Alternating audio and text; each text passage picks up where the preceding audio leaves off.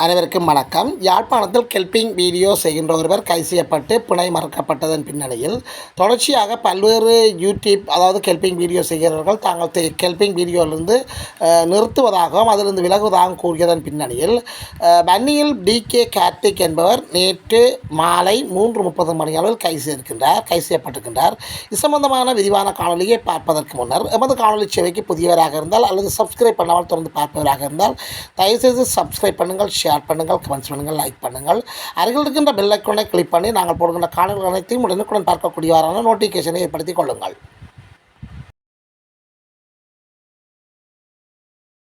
வன்னியில் உள்ள காணொலி அமைப்பாளர் ஒருவர் கைது செய்யப்பட்டிருக்கின்றார். அதாவது வன்னி டிகே என்று சொல்கின்ற டிகே கார்த்திக் அவர்கள் நேற்றைய தினம் மாலை 3:30 மணி அளவில் கைது செய்யப்பட்டிருக்கின்றார்.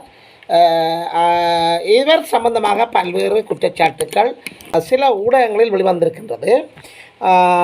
அதாவது அண்மையில் வன்னி ஊழல் எதிர்ப்பணி என்கின்ற ஒரு இணையதளத்தின் ஊடாக குறித்த கெல்பிங் வீடியோ செய்கின்ற வன்னியில் உள்ள அதாவது கிளிநொச்சி தர்மபுரத்தை சேர்ந்த டிகே வன்னி என்று சொல்கின்றவர் டிகே வன்னி என்று அதாவது மன்னிக்கவும் டிகே கார்த்திக் என்று சொல்கின்ற டிகே வன்னி என்ற பெயரில் இயங்குகின்ற டிகே கார்த்திக் என்கின்ற அந்த கெல்பிங் வீடியோ செய்கின்றவர் மீது சில ஊடகங்களில் சில அவதூறு கருத்துக்கள் பரப்பப்பட்டிருக்கின்றன.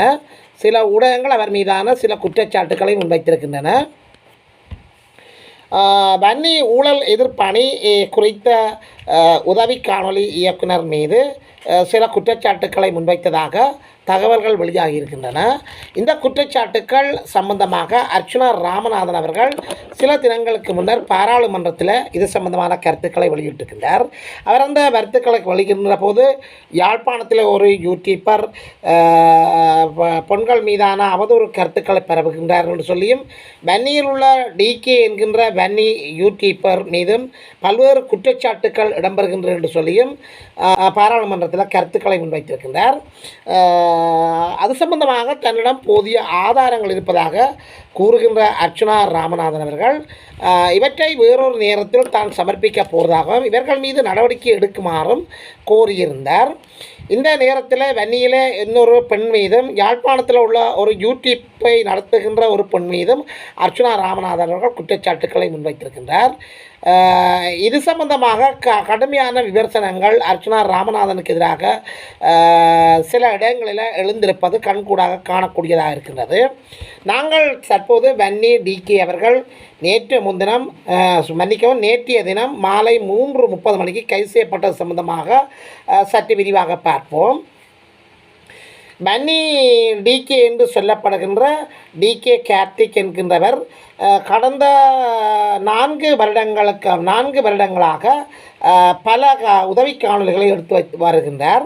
குறிப்பாக இவர் வடக்கு மாவட்டத்தில் வடமாகாணத்துக்குள்ளேயே மறுமைப்பட்டவர்கள், போர்னால் பாதிக்கப்பட்டவர்கள், கணவனை இழந்தவர்கள் மற்றும் வருமானம் குறைந்தவர்கள், ஏழைகள் என்று சொல்கின்ற அவர் அப்படியான ஒரு எல்லைப்படுத்தப்பட்டவர்களுக்கான வறுமைக்கோட்டுக்கு கீழ் உள்ளவர்களுக்கான காணொலிகளை எடுத்து அதனை யூடியூப்பில் தரவிறக்கம் செய்து வெளியிடுவதன் பின்னணியில் புலம்பெயர் தேசத்து மக்களின் உதவிகளை பெற்று அவர்களுக்கு வழங்கி வந்திருக்கின்றார். மிகவும் சிறப்பான பணியை தொடர்ச்சியாக நீண்ட காலமாக மேற்கொண்டு வந்திருக்கின்றார். இவருக்கும் பல சர்வதேச நாடுகளில் வாழ்கின்ற புலம்பெயர் வாழ்கின்ற மக்கள் பெருமளவு நிதிகளை வழங்கி அதாவது அங்கு வன்னியில் பாதிக்கப்பட்ட மக்களுக்கு அந்த நிவாரணங்களை வழங்கி வருகின்றார். மிகவும் சிறப்பாக அந்த பணியை செய்து வருகின்றார். இது சம்பந்தமாக வன்னி ஊழல் எதிர்ப்பு அணி என்கின்ற அணி இவர் மீதான சில குற்றச்சாட்டுக்களை முன்வைத்திருக்கின்றன. இதன் பின்னணியில் தான் அர்ச்சுனா ராமநாதன் அவர்கள் பாராளுமன்றத்தில் குறித்த வன்னி டிகே என்கின்றவர் மீது குற்றச்சாட்டுக்களை முன்வைத்திருக்கின்றார். இதன் பின்னணியில் வன்னி டிகே என்பவர் சில காணொலிகளை வெளியிட்டிருக்கின்றார். அந்த காணொலியில் தான் இனிமேல் உதவி காணொலிகளை வெளியிடப் போவது இல்லை என்று சொல்லியும் உதவி பெறுகின்றவர்கள் இனிமேல் குறித்த பாராளுமன்ற உறுப்பினர் மற்றும் சட்டத்தரணி ஆகியோரிடம் சென்று அந்த உதவிகளை பெற்றுக்கொள்ளுமாறும் எனவே அவர்கள் தான் இனிமேல் இந்த உதவி வழங்குகின்ற செயற்பாடுகளுக்கு பொறுப்பாக நிற்பார்கள் என்று சொல்லியும் கருத்துக்களை முன்வைத்தது மட்டுமில்லாமல் குறித்த பாராளுமன்ற உறுப்பினர் புலம்பெயர் மக்களிடம் எதிர்வருகின்ற உள்ளூராட்சி தேர்தலுக்காக பணத்தேவைகளுக்காக விடப்பட்ட கோரிக்கைகளையும் அவர் குற்றம் சாட்டியிருக்கின்றார். இதைவிட வன்னி பகுதியில் குறித்த டிகே வன்னி என்கின்றவர் மீது நடந்த ஒரு வாழ்வெட்டு தாக்குதலுக்கும் சம்பந்தம் இருப்பதாகவும் சிலர் கருத்துக்களை வெளியிட்டு வருகின்றார்கள்.